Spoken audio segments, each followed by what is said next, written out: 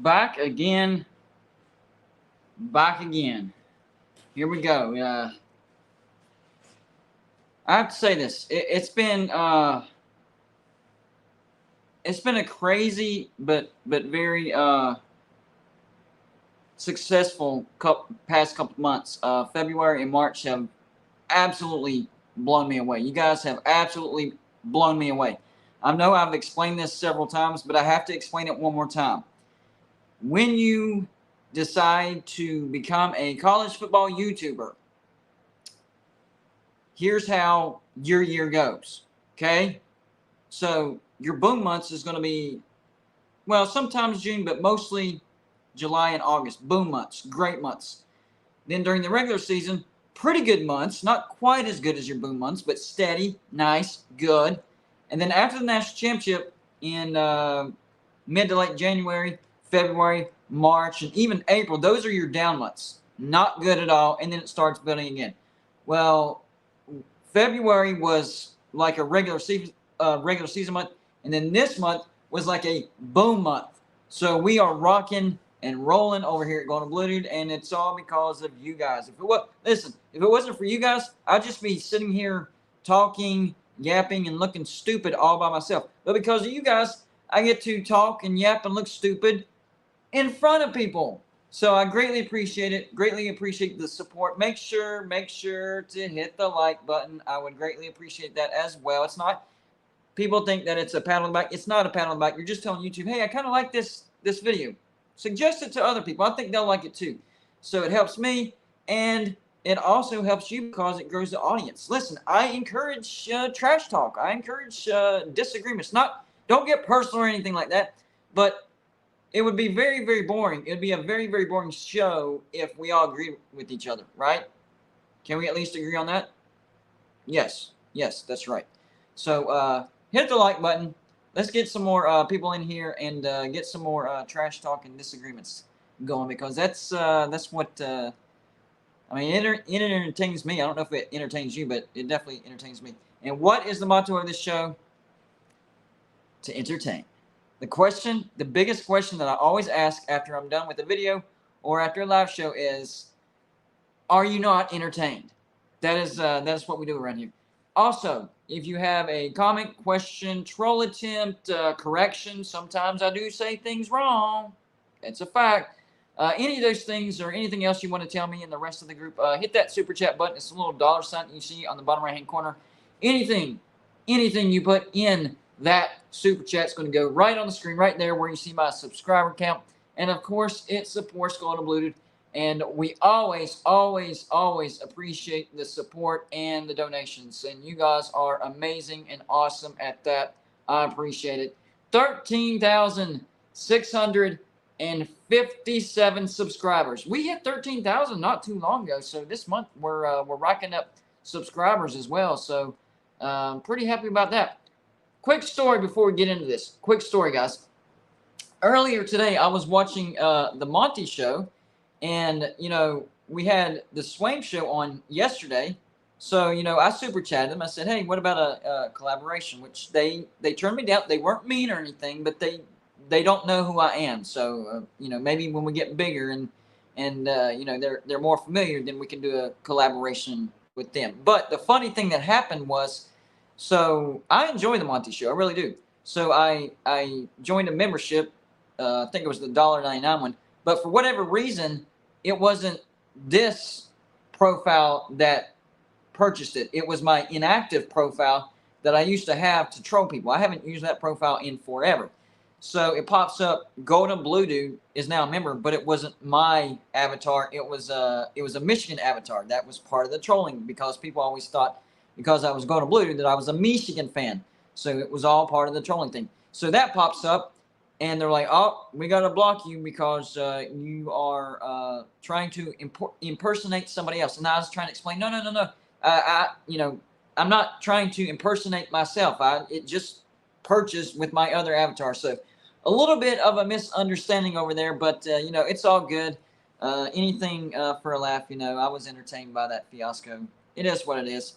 I encourage y'all to check out the Monty Show. They have a lot of good stuff going on over there. And I know this channel, for the past couple months, probably coming off as the Pac-12 bashing channel. Go check out Golden Blue Dude. He is the Pac-12 bashing channel. That's not what I'm doing. It's not. I've explained many, many times that I actually want the Pac-12 to get through this. I do. But it's more about the teams. The conference is just, a collection of teams. I want the teams in the Pac-12 to make the right decisions and to be successful going forward. If the right decision, if the right decision, J.K. Marshall was there. He saw the whole thing go down. If the right decision is to stay in the Pac-12 and you work out a good deal, then by all means, stay in the Pac-12 and get yourself a good deal. But if it looks like you're not going to have a good deal and you have an option, say either the Big 10, the Big 12, or maybe even the ACC, you never know. Maybe even the ACC. The choices, if that's the better choice to leave the Pac-12 to make yourself more money so that your football program stays relevant, then that's the choice you need to make. I want these teams, I want these universities to make the right choice for themselves. Because if the Pac-12 cannot get themselves a good TV deal, then it's probably not in your best interest to stay in the Pac-12. Okay? So that is my concern with the Pac-12. And today, more concerning news regarding the Pac-12. Sports Illustrated put out an article today, and the headline was Pac-12 could indeed fall apart if TV deal doesn't come together. Little concern there. That's more generic, but still it's kind of concerning that they posted that today because that's really saying the same thing. So did something happen today? Well, CBS posted nothing to suggest new Pac-12 media rights deal is near, with 15 months left on the current contract. Think about that, people. Think about that. Think about it. 15 months away. That's not too long from now, guys. And the deadline that I'm hearing that was given to George Kliavkoff was April 15th. And I'm hearing that George Kliavkoff is going to try to get some type of an extension on that because he really has nothing new to present to the presidents. So we'll see how that deadline and extension proposal goes. Andrew Novick, hopefully I pronounced your last name correctly. Thank you for the $1.99 donation. Says, is Kerr Carissa coming to Morgantown? Somebody else said that. When was it? Earlier today? I don't know. I'm not familiar with that situation. I'll have to look that up. So my honest answer is I really don't know. But I'll check into that because honestly, if I'm being super honest, I actually don't know what you're talking about. But I can look into it and figure it out. And then, of course, the Monty Show, the show that I got banned on, the Monty Show. They had a live show today. The title of it was The Monty Show 920. ESPN is out on Pac-12 TV deal. And according to their ESPN sources, they are saying we are nowhere close to a deal. Not good at all. And, of course, our favorite college football conspiracy theorist, I call him MacGyver, but it's really M.H. Ver. He says, BY, Brett Yormark, has met with presidents from Colorado and Arizona in recent days. We'll be meeting with Arizona State president soon. What have I been saying? So I heard that Brett Yormark was going to take a private jet to a Western school. They didn't know what school that was, but they said Western school to talk some business. And what was my guess? Arizona State. Well, I might be right about that. Now, of course, we have to take whatever MacGyver says with a grain of salt, but it's kind of weird that I said that, and now he's saying that, so who knows? Maybe I'm right about that. It says, tide may be turning. Presidents are getting antsy despite public talking points. 45 seconds to Pac midnight. Hashtag Pac-12 Doomsday Clock. Yeah, there is an actual Pac-12 Doomsday Clock out there now. Another headline from The Monty Show was, YouTube, The Monty Show, the Pac-12 and ESPN are not in a good place.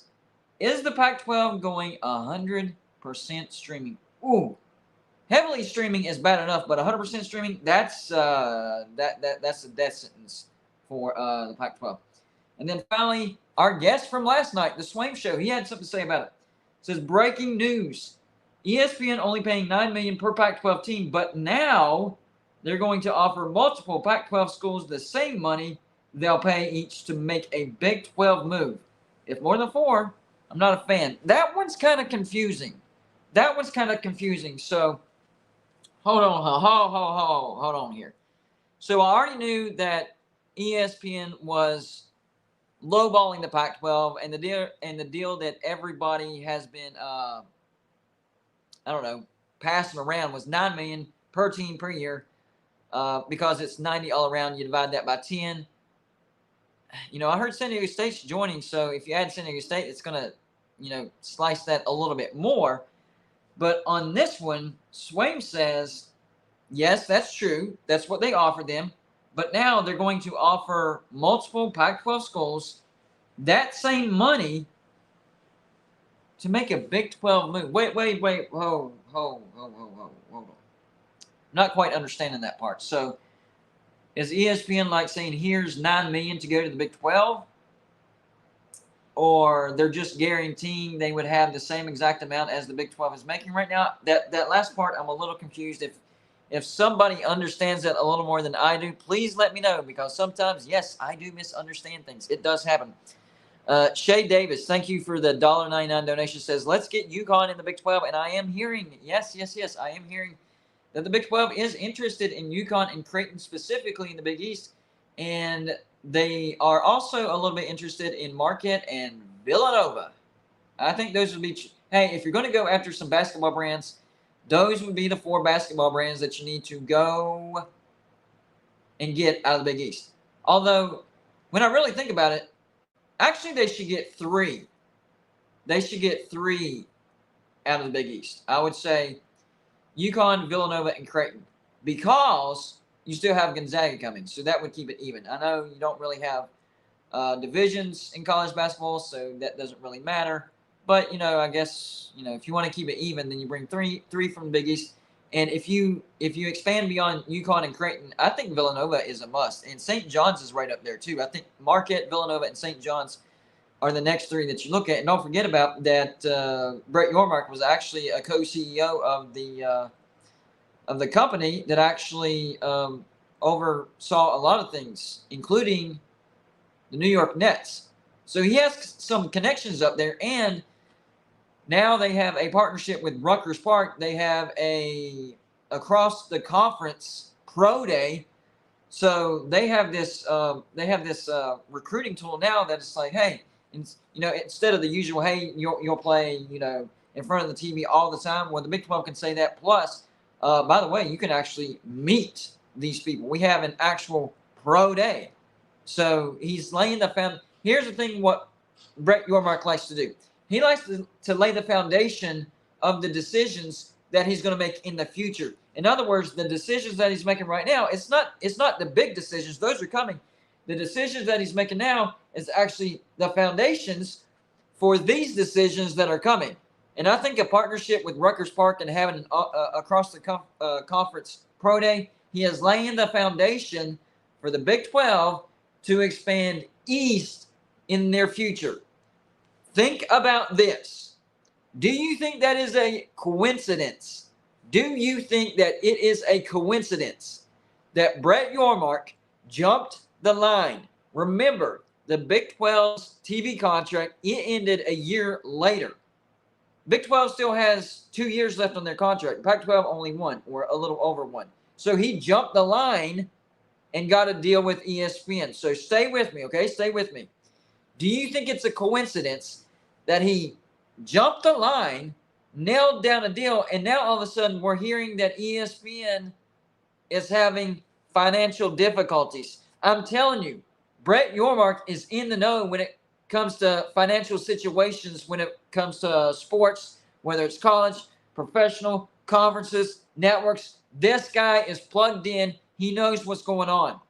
I don't think it's a coincidence. I think that Brett Yormark knew that ESPN was going to be in financial trouble, so he jumped the line and got as much of that money as possible. Now, it's not comparable to the SEC or the Big Ten. That's not what I'm saying. What I'm saying is ESPN and Fox only had so much left to spend as far as to split between the Big 12 and the Pac-12. Brett Yormark jumps the line and gets the most of that he can, And the proof is in the pudding because ESPN is only offering $90 million a year. That's $9 million per team per year. If it stays at 10 teams and only 2 games a week, one on linear cable and the other on ESPN Plus. I believe, and this is just me, I don't have any actual proof. I'm just going by what I see and the way things happen.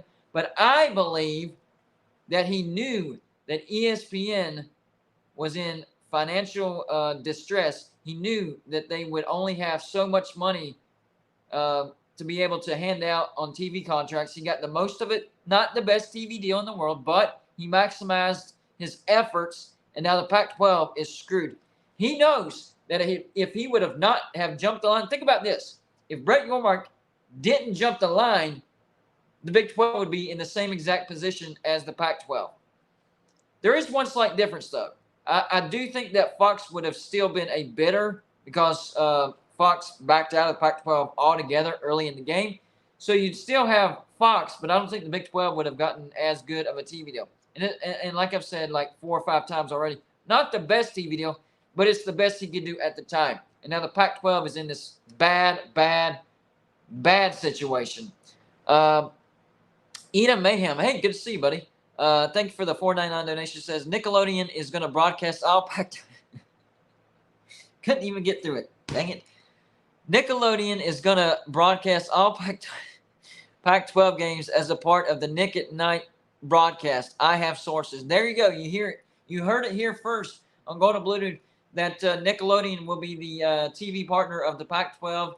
Good old Nick at Night. Instead of the Pac-12 after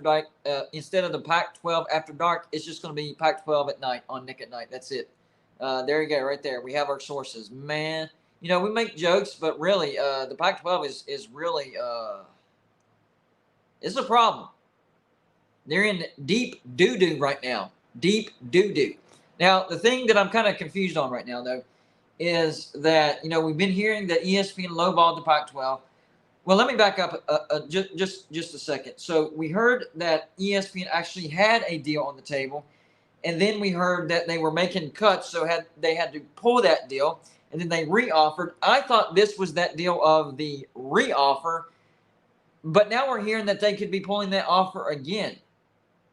Because according to the Monty Show, their Big 12 sources are telling them that the Pac-12 and ESPN still aren't close. What? I thought at least they had an offer. Maybe they're talking about that's the offer, and the Pac-12's like, no, we need something better than that. You got to be kidding me, Pac-12. You have absolutely no leverage whatsoever. You're the ones that decided to open up the bidding because you thought you was going to have a massive TV deal comparable to the SEC and the Big Ten. And listen, I do think that the Pac-12 should have a better TV deal than the Big 12 because they actually have premier brands. I think top to bottom, the Big 12 is better as far as brand strength goes, but it's those premier brands that really drive the money. And that's why whenever the Big 12 lost Texas and Oklahoma, it's like, oh, man, that's it. There goes the money right there. The Big 12 is done. Listen, 2 years ago, or a year and a half ago, if you want to get technical, we were saying kind of the same stuff about the Big 12. Remember that? Texas and Oklahoma, they leave. I had good sources that convinced me. They convinced me it was a for sure thing that West Virginia and Notre Dame were headed to the ACC. So that's what I did, video after video after video. Didn't work out. Nope. So that's whenever I kind of changed my delivery. I don't do predictions anymore whenever it comes to conference realignment because there is no such thing as a sure thing until it actually happens. So I don't care how good of a source you think you have. What's happening today could be completely different from tomorrow. Things change just that quick. So no, I don't do predictions when it comes to conference realignment. But I tell you what I think and what I'm hearing, and then I allow you to formulate your own opinion. I don't tell you what to think. I let you form your own opinion. That's the way we like to operate. Couple of things that I talked about today. All right. So two sides of this. So if ESPN completely backs out of this, it's a whole different ballgame. We're talking about 100% streaming. Now, 100% streaming versus heavily streaming is a difference. It's not like a massive difference, but it's like over the edge difference. At least with the bad TV deal with ESPN, at least you're still getting one game a week, right? That's not a lot of exposure, but still, one game is better than no games. So full streaming or all but one game streaming, not good at all. So you can apply what I'm about to say into both of these situations, all right? So if this is the deal that they agree to, whether it's 100% streaming or all but one game streaming, in other words, like 95, 96, whatever the percentage is, percent streaming, if these Pac-12 teams agree to this deal, what's going to happen is, number one, recruiting is going to fall off a cliff. All right. I mean, Oregon might be able to hold their own, sort of, but it's still not going to be as good as what it is now. Why? Because a tool that these teams and universities use to recruit the higher caliber, your 4 or 5 star athletes is TV exposure. Friends and family, they're not going to be able to make your games every game, even if you live close. That's not a guarantee, right? So at least if you have a good TV deal, you can say, hey, at least you can watch me pretty much most of the time. Well, now it's like, well, hopefully, Mom, we play on television 2 times this year. That's if we're lucky. Now, if you're going to Oregon and Washington, you'll probably, have a better chance of playing on that Pac-12 after dark. But still, you're still limited. There's no guarantee. It's like the roll of the dice. It's like, well, hopefully we're playing somebody important this week. Otherwise, we're not going to be on TV. We're going to be on streaming, and hopefully these people are going to be subscribing to that. So if they ink in this deal, they are literally depending on people to subscribe to Amazon Prime Video, to subscribe to Apple TV, to subscribe to ESPN Plus. No offense, Pac-12 fans. I'm sorry, but I am not subscribing to all those streaming devices or streaming networks just to watch Pac-12 football. I maybe would think about it for Big 12. Although, you know what? Probably not, because the Big 12 has an ESPN Plus deal, and I don't have ESPN Plus. So, actually, you know what? No, I wouldn't. I still wouldn't. Now, if it meant seeing a couple games or no games at all, I would think about at least subscribing to one of those streaming services. As is, the Big 12 still plays on regular cable, so I can catch a West Virginia game on regular cable, and then just watch something else when they're not on. I don't like those subscriptions. The only 2 that I have are Hulu and Netflix, and YouTube, of course. My question is, okay, if the Pac-12 is going to go either 100% streaming or mostly streaming, you got to look at YouTube TV. I'm telling you, YouTube TV is super popular. And I know a lot more people that have YouTube TV over Amazon Prime and Apple TV. A lot more. So my thing is, now, of course, the other side has to agree too. So maybe they have tried it. We just haven't heard anything about it. I don't know. But it seems like every little thing that the Pac-12 tries, whether it succeeds or fails, we hear something about it, even if it's made up, like Eye on Television, Scripps TV, all that stuff. We've heard a bunch of things about a lot of stuff. So if the Pac-12 even remotely approached YouTube TV or anybody else, I'm pretty sure we would have heard about it. So I'm thinking, if you're going to go full streaming, it's not smart if you don't at least approach YouTube TV and see, hey, can we work something out? We know, you guys are one of the better streaming platforms. We know a lot more people have it. Or maybe the Pac-12 doesn't know all this stuff. I don't know. But if you're going to go that route, you need to pick the best streaming networks possible. Still not a great situation, but I would say I would take YouTube TV over Amazon Prime and definitely Apple TV. Edom Mayhem, thank you for another $4.99 donation. Appreciate it, buddy. Says, breaking news, West Virginia is suing the Big 12 for being absolutely garbage, probably realigning to the SEC to be only above Vandy. I missed the memo on that one. I'm going to have to check. Where did you get that? What was your source on it? Was that ESPN or was it CBS Sports or something like that? Because it's not news. I mean, West Virginia is, they've been garbage for the past 4 years since Neil Brown took over. Suing the Big 12 because of what we've done to ourselves.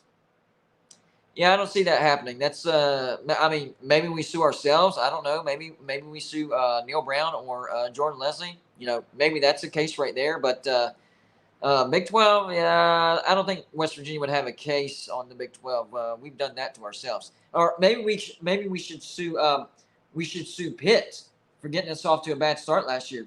Or no, it goes back to Neil Brown because that stupid 4th and inches call that he should have gone for it. Graham Harrell had a play ready and he overrode him, and West Virginia loses. There might be cases for several lawsuits, but the Big 12, I don't think West Virginia has a case for the Big 12.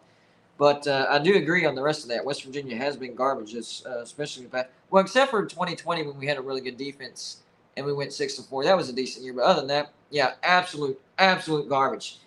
And all right, I digress.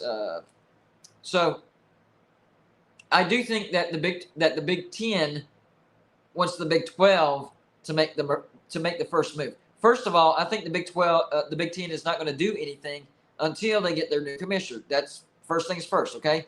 So they're going to wait till Kevin Warren heads off to the Chicago Bears, and then they will get their new commissioner. Now, this is going to make a lot of Big 12 fans nervous, what I'm about to say. If the Big 10 doesn't at least look at or try to reach out to Brett Yormark, they're stupid. Stupid. Brett Yormark has proven to be a shark when it comes to business and conference moves. Shark. Right up there with Greg Sankey. Seriously. Think about it, SEC fans. I know Greg Sankey has been a great conference, but, I mean, he's been playing with house money. I mean, the SEC, I mean, they were never in danger of anything. He didn't have to actually think. It's just like, today I want Texas A&M. Let's go get Texas A&M, Missouri, okay? And then later on, what are we in the mood for, guys? Texas and Oklahoma. All right, let's go get Texas and Oklahoma. Not trashing dude, nothing like that, but he's had house money to work with, so he hasn't been, like, put under a pressure cooker. Brett Yormark has been, for sure. He came into a volatile situation. I will give Bob Bowlesby some credit. On the way out, he made a decent decision by bringing in BYU, Houston, Cincinnati, UCF to try to keep the Big 12 together. Everybody was predicting the Big 12 to fall apart. He did that, kind of solidified it. But Brett Yormark is actually targeting, laying foundation, good decision, making them nervous. If nothing else, he's making the Pac-12 sweat. So all of his decisions and choices have purpose. And that's the key to regular life. When you make a decision, you better make sure you do it with purpose. Because lollygagging, half doing it is not, I mean, you're not going to accomplish anything. When you make decisions, make sure you have purpose with those decisions. And it looks like Brett Yormark does that exactly. Edom Mayhem, another $4.99 donation. Appreciate it, buddy. Says, oh, he's got more breaking news, guys. Breaking news: Golden Blued is realigning to a different realigning to a different team for this season in response of West Virginia keeping Doo Brown. You know, I'm being honest right here. I wish I could do that sometimes. I really do. I wish I could do that. It's like, I mean, even last year I came up with the persona of the clownsonier. So clowning my team, yes. Speaking the brutal truth that some fans don't like to hear, but they're coming around. Like, the fans are realizing it. But switching teams, man, I mean, I wish I could do it, but I can't. I've tried it. I have. I live in the upstate of South Carolina, which, of course, is near Clemson, South Carolina. And my wife is an actual Clemson fan. So I have every reason in the world to be a Clemson fan. And I've lived here since before the 2 national championships. So it's not like I just got here and I didn't get to see the reactions and the joy and ecstasy of Clemson fans whenever they won both of those national championships. I've seen it. I watched it. I was like, man, that's amazing. And I lived here, right here, 15 minutes away from Clemson. Had every reason in the world to give up on West Virginia and be a Clemson fan. And I thought about it. Tried a little bit, wore some Clemson gear, and I'll still wear some Clemson gear from time to time to, support my wife. But I can't straight up change. I've tried. I just can't. It's a curse. I literally wish I could, because it's misery, misery, misery. Get our hopes up and more misery. That's the life of a Mountaineer fan. Hero75 with a $5 donation says, if recruiting goes down, so does the number of NFL stars that comes from those schools. And those players are heroes to next generation of players. Yes, 100%. That goes along the lines of what I've been saying the past 2 days as far as, if they sign this deal, man, it's cause and effect. Like, it happens. It's natural. If they sign this deal, recruiting is going to go down for these Pac-12 teams. That is unavoidable. Unavoidable. Because, like I said earlier, one of the recruiting tools that these universities and teams use is, hey, you're going to be playing on a lot of TV games, a lot of exposure. The scouts are going to see this and that. That's not going to be there. And in one of my videos that I made, I don't know, it was like 3 weeks ago, I had a commenter say that his cousin was being recruited by Arizona, and they said, hey, if you come to Arizona, you'll be playing for a different conference. Whoa. Now, take that with a grain of salt. You never know who's saying what's the truth, what's not. And I'm not calling that person a liar. Not at all. It's just that I don't know. So I don't like to lay something concrete when nobody knows. What have I said? As good of sources as you think you have, a sure thing is not a sure thing until it actually happens. So, yes, I 100% think that if these Pac-12 teams sign this media deal and it turns out that they only get one linear cable game a week, the recruiting is going to go down. It goes beyond that, though, okay? It goes beyond that. Their recruiting goes down, which means their production on the football field goes down, which means their fan support goes down, which means the business in the city where the university is and cities surrounding the university, the business of those cities goes down. Football brings in revenue for these cities. I guarantee you it would absolutely shock us West Virginia fans if we saw the revenue of Morgantown, West Virginia in the months of August through November compared to the rest of the year. It would probably blow us away. Blow us away. Guarantee it. And, I will say this. As far as the revenue for football, what it brings in, the other fans, the hotels, the restaurants, the bars, all that stuff, it doesn't hurt the bigger cities as much. So it wouldn't hurt Washington and, USC is leaving, so it wouldn't hurt them at all because they're going to the Big Ten. So it wouldn't hurt Washington as much because they're in Seattle. Utah, Salt Lake City is a bigger city, but I still think it would put a dent in it. Utah has some very loyal fans, and if the fans, if the team, and supportive fans, I should say, and if the team started to tank, I'm not saying that they would turn their backs, but it's human nature. The attendance would go down, and the interest would go down, and the business around, the University of Utah would go down. It's a fact. Arizona State might be okay because they're near Phoenix, but the rest of these, Arizona would take a big hit. Colorado would take a massive hit. Let's see. Oregon State, obliterated. Washington State, wiped off the map. Stanford and Cal, I don't know how much football brings in for them anyways as far as fan support. I don't think it would really hurt them. But these other teams that we've been talking about for conference realignment, if they sign this deal, then, yeah, it's going to hurt their recruiting and then hurt their football brand and then hurt their actual city, the city where the university is. So what if these cities might be putting pressure on these universities? They're like, wait a minute, guys. Hold up. Whoa. Before you sign that deal, let's think about this for a second. So you're telling me that the money's not great, which that doesn't affect us. That's on you, right? So whatever. But this other thing that you're telling me, that only one game is going to be on cable and the rest is going to be on streaming, we got a problem with that. There's a problem with that.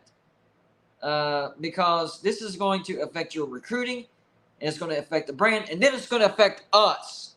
It's going to affect us eventually. Maybe not immediately, like this year. Maybe not even next year. Maybe it takes a couple years for it to actually start to, happen in steps. But eventually, it will affect them. Who knows? Maybe some of these cities are putting pressure on these universities and be like, please make the right decision. Please, please, please make the right decision. We have a lot of business invested into the football season. Yeah, possible. I'm not saying it is. I'm not saying that's a fact, but it makes sense, right? Makes sense to me. And then, worst case scenario, what we're hearing today, ESPN actually pulling completely out. Or maybe the Pac-12 turned down that lowball offer, and ESPN was like, well, that was our final offer. I mean, we didn't even really have to offer that, but, it was a token offer. But that was our final offer, so good luck. And that's it. And it's 100% streaming. Let's think about this. How much would that impact the Pac-12? We already know that heavy streaming, that's going to impact them. Take it one step further. 100% streaming. It's not good. It's bad. And, the excuses that we've heard from some of these presidents and athletic directors is, going to the Big 12 would drop our research revenue. And I've talked to a lot of people. I didn't understand it. I'm like, why would be going from one conference to another affect your research revenue? Like, wouldn't they do it no matter what? Well, apparently it's the connection with Stanford and Cal. That's the big deal. That's what, helps them sustain that research revenue. Now, they would still have their research revenue. It just wouldn't be quite as much, right? Well, you're still gambling, because I think there's still a chance that the Big Ten comes in and swoops Stanford and Cal. Because think about it. If the Big Ten were to do that, if the Big Ten comes in and gets Stanford and Cal, you are ripping the heart out of the Pac-12. You pull Stanford and Cal out, the Pac-12 dies. Seriously. Because they're the reason why these teams want to stay together. The connection to Stanford and Cal. That research revenue stays, elite. You pull that heart out, it's done. It's over. And when you really think about it, and this is what makes Washington and Oregon fans really start to sweat, because they know it's a real possibility. I still think Washington will get picked up by the Big Ten, but it's possible that don't happen, and that they go after Cal and Stanford. We've talked about the resources, the academics, the research revenue, the endowments, the grants, all that stuff fits directly in with the Big Ten, because what have I called the Big Ten? The Commonwealth Conference. So everybody shares their resources, right? So if you have elite resources, the Big Ten is going to want you, even if you don't necessarily have great athletics. Stanford and Cal don't. Doesn't matter. They still have great value to the Big Ten.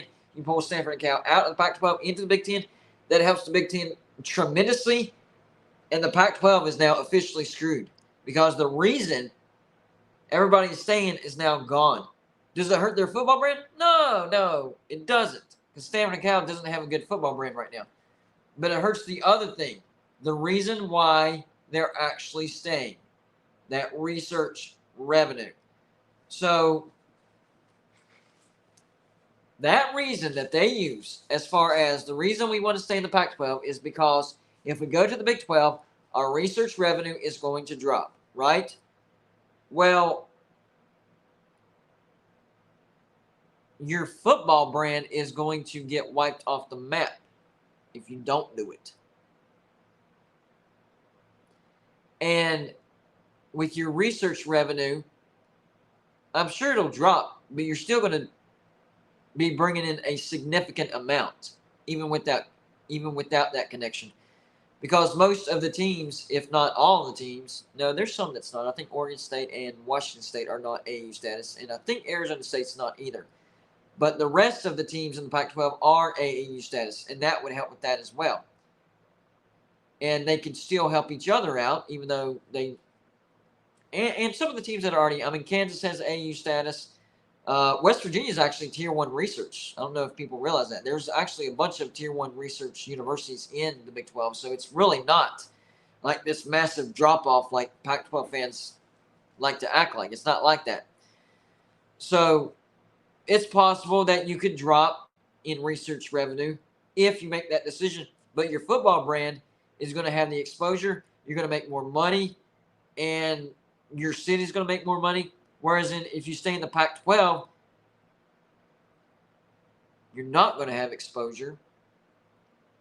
Your recruiting is going to take a hit. Your football brand is going to start to not have success. And then the fans will start losing interest. And then the sheer economics of the cities that surround that university is going to suffer. So you're not just sacrificing your football program, you're literally sacrificing the economy of that city and cities around that city for what? 5 months out of the year, 4 months out of the year? I don't know. I don't know about that. And if I were Utah fans, I wouldn't be okay with that at all. Because here's the thing. Not too long ago, Utah was in the Mountain West.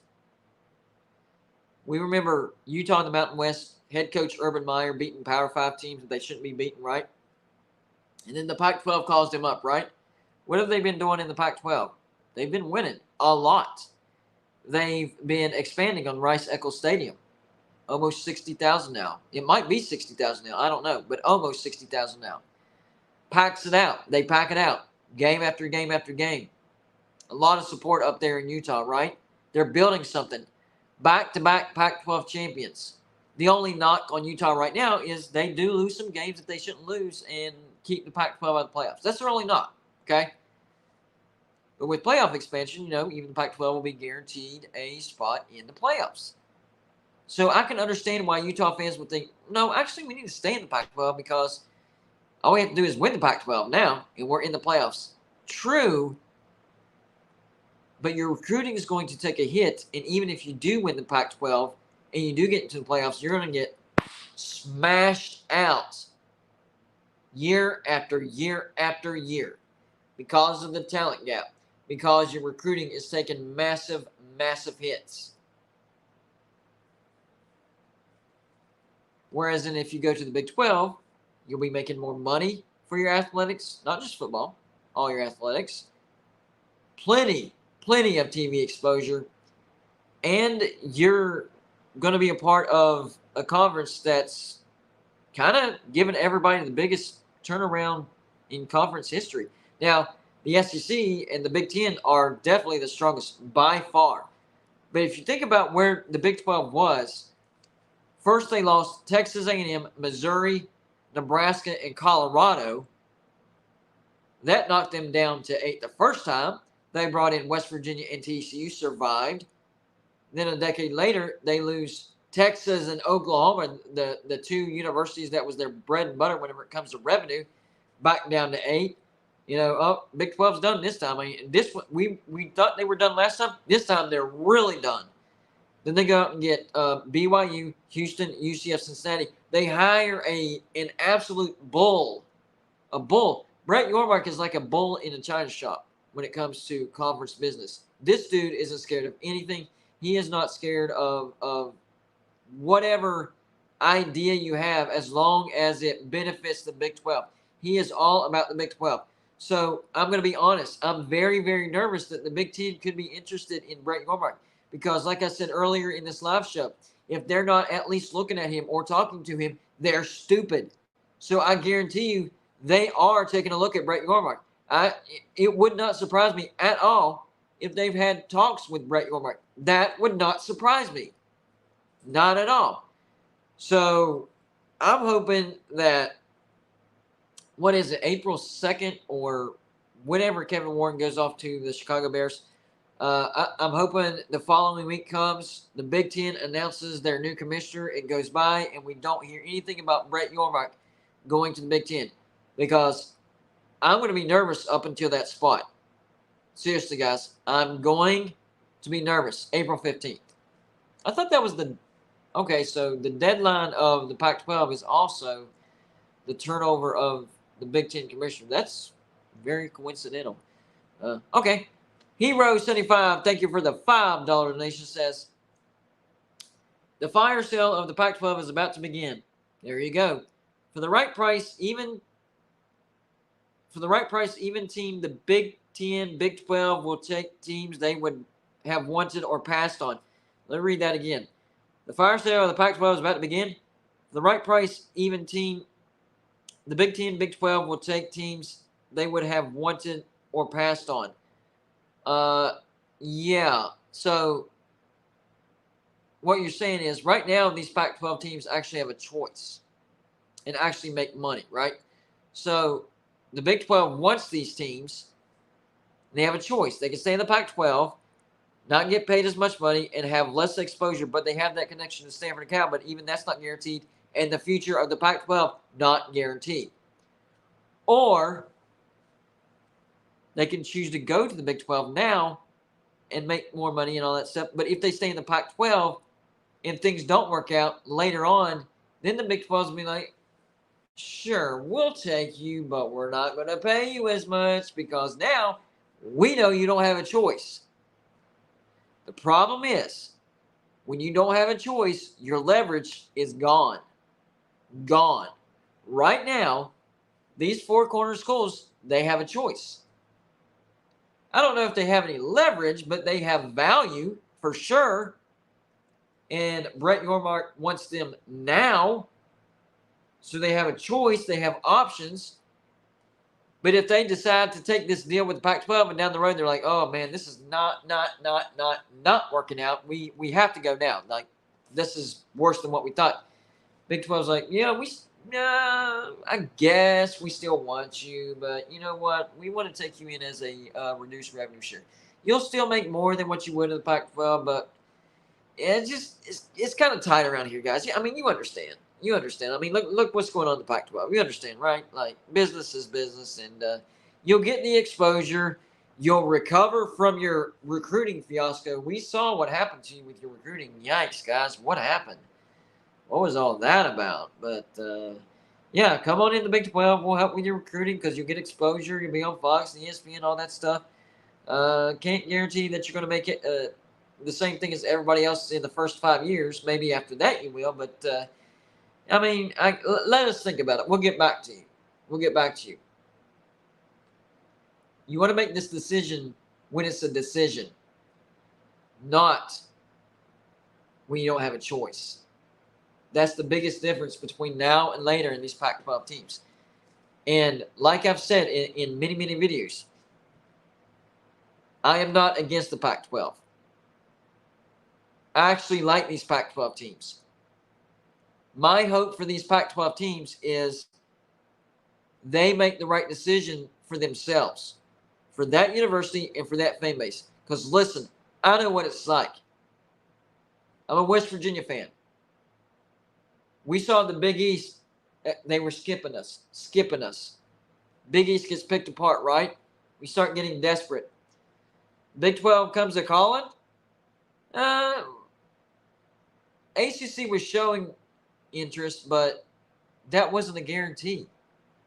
Staying in the Big East was an option. So we know what it's like to have your back against the wall, and it's tough. And change is really tough. And West Virginia in the Big 12 has always been like a square peg in a round hole. It's still like that. I like the Big 12 as a conference, but geography and travel-wise, it sucks. I can't go to away games. Last year was the first time I was able to go to an away game because it was in the city of Pittsburgh. It was the Backyard Brawl. I was either going to go to the Backyard Brawl or the Black Diamond Trophy Rivalry, which was going to be in Blacksburg. I chose the Backyard Brawl because the year before I went to the Black Diamond Trophy Rivalry in Morgantown. I was like, all right, I've already seen that one. Let's do the Backyard Brawl. That's what I did. And I'm so glad I did it. And bringing in Cincinnati, yeah, I guess that helps. UCF, I mean, that's only like a 9-10 hour drive for me. I mean, we went to Disney, and UCF is not too far from there, so that's doable. But still, the rest of the Big 12, and then, you know, the Big 12 is adding from the Pac-12. Yes, I truly believe that the Big 12 is adding some. I think it's going to be at least Arizona and Colorado. We'll see what Utah and Arizona State does. But as a West Virginia fan, that's even farther away. So it's not like I'm rooting, yes, Big 12, go get those Pac 12 teams. Yes, more travel. And I'll never see an away game again on that side of the United States. No. I just want these teams to do what's best for them. Listen, if what's best for you is to stay in the Pac 12, then that's the decision you need to make. But if it's not, as tough as that decision is, you need to make that decision. And for West Virginia, as tough as that decision was to go to the Big 12, guess what? It was the right decision. It really was.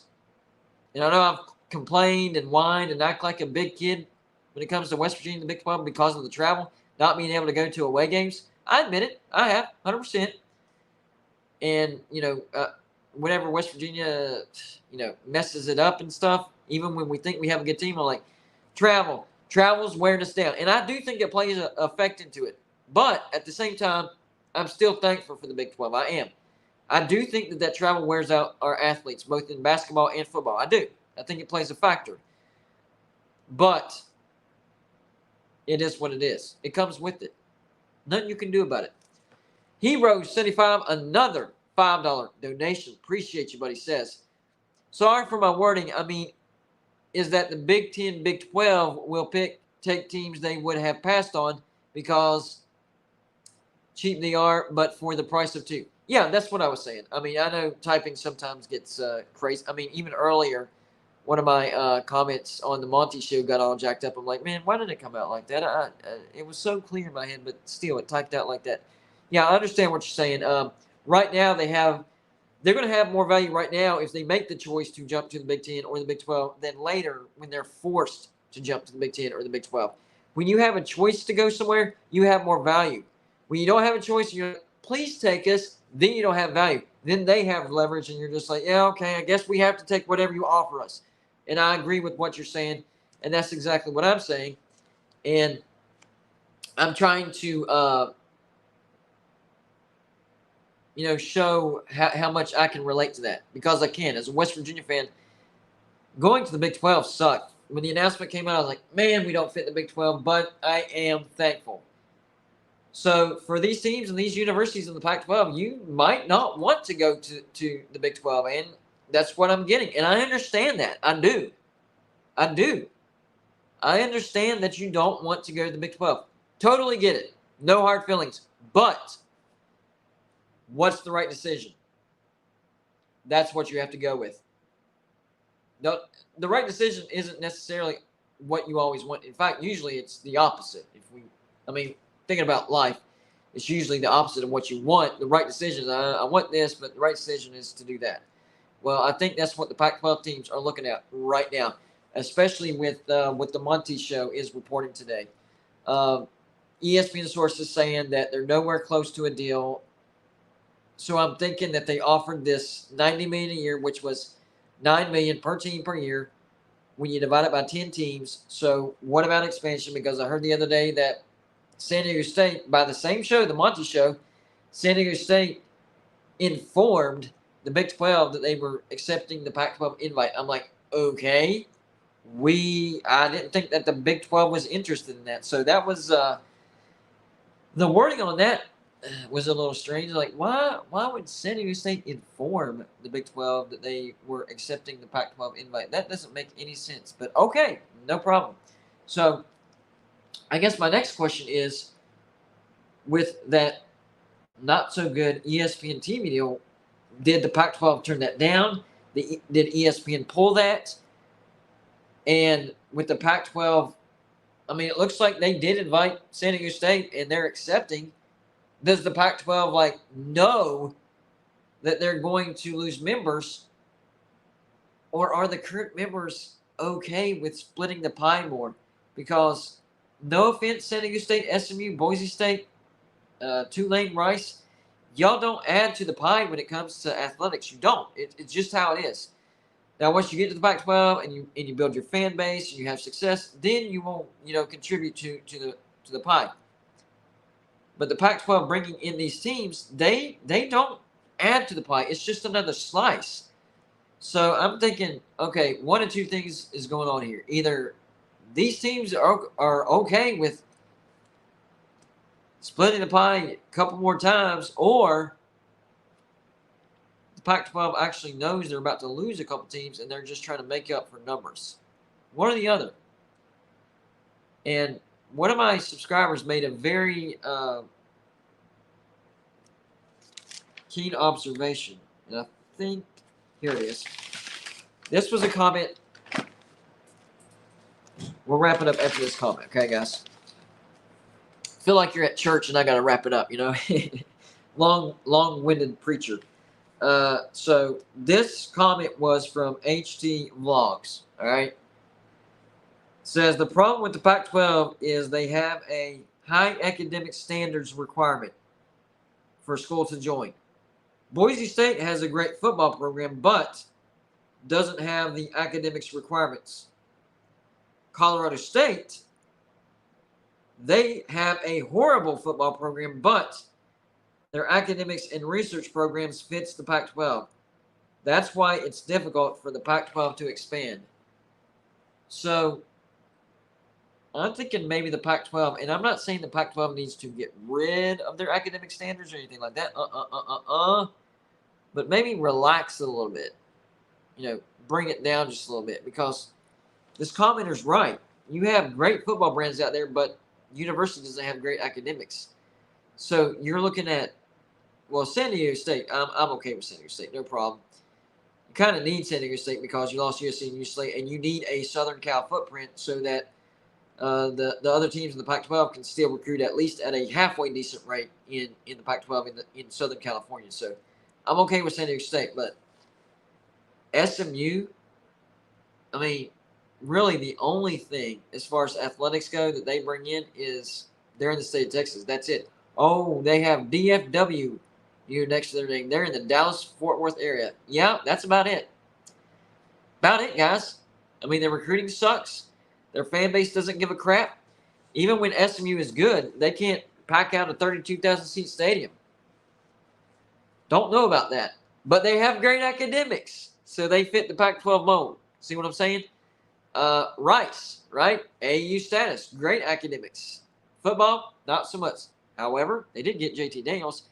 Fan support, not good at all. So you better believe NIL is basically non-existent at Rice, although maybe they were able to scrounge up enough to bring in JT Daniels. There's that. Mighty Colorado State.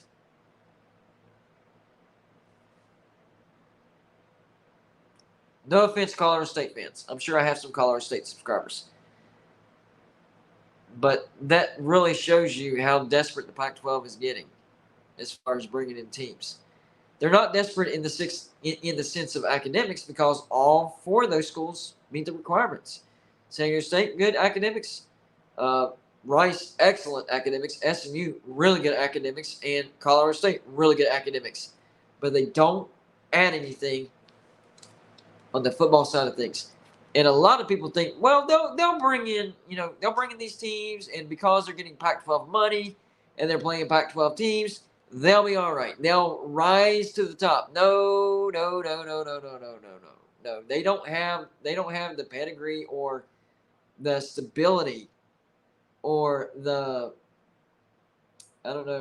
success, continuous success. Like I think if Boise State were to be accepted in the Pac-12, I think they would be just fine. Just like I thought whenever the Pac-12 accepted Utah. I knew Utah would be just fine. I didn't know they would be this just fine, but I knew they would be just fine.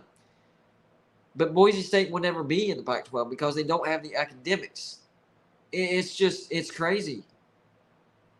And I'm not slamming academics. I'm not. Not at all. Not at all. I understand. But if it's making you bring in bad football teams and excluding good football teams, I don't know. Is it time to start at least rethinking and lowering, not getting rid of, not devaluing it, nothing like that, but just reevaluating your situation. Look at the situation that you're in. Look at the teams that you're talking to bring into the Pac-12. 5 years ago, if you would have told Pac-12 fans, hey, you're going to be trying to get San Diego State, Colorado State, SMU, I don't know, fourth mystery team, maybe Rice, Tulane, they would have laughed at you. What? No. I mean, yeah, they have good academics, but no, no, nowhere close to Pac-12 athletics.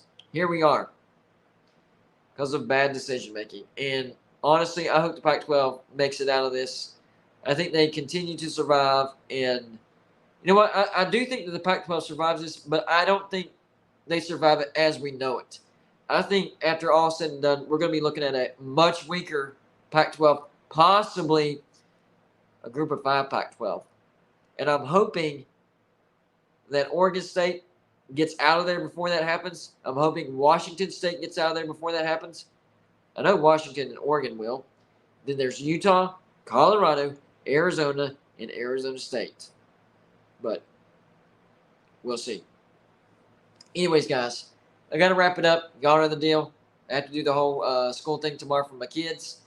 And make sure that I have enough energy, to put out at least halfway enjoyable entertainment. Even though I'm babbling nonsense or whatever, a lot of people call it nonsense.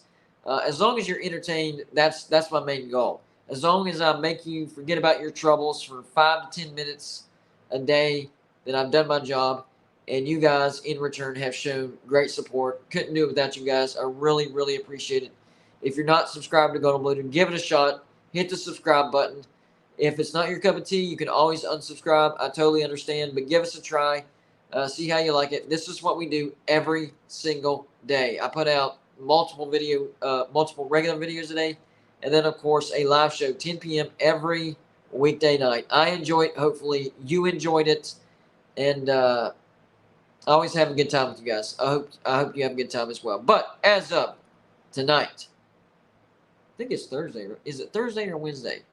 Dadgummit. I'm telling you, it happens to me all the time. I think it's Thursday. No, it's Tuesday.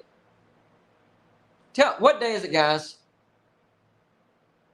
Real quick, what day is it? I need to get in my my sign off.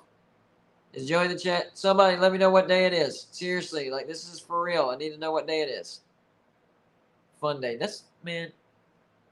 Well, every day is fun day. I need to sign up. Thursday. I knew it was Thursday. I knew it was. But I was going back and forth between Wednesday. Hopefully you're not messing with me, Jay Glizzy, and it's another day. Anyways. Yeah. It's been one of those days. Anyways. As of tonight, Thursday evening, confirmed by Jay Glizzy, Golden Blue is, say it with me, everybody, out.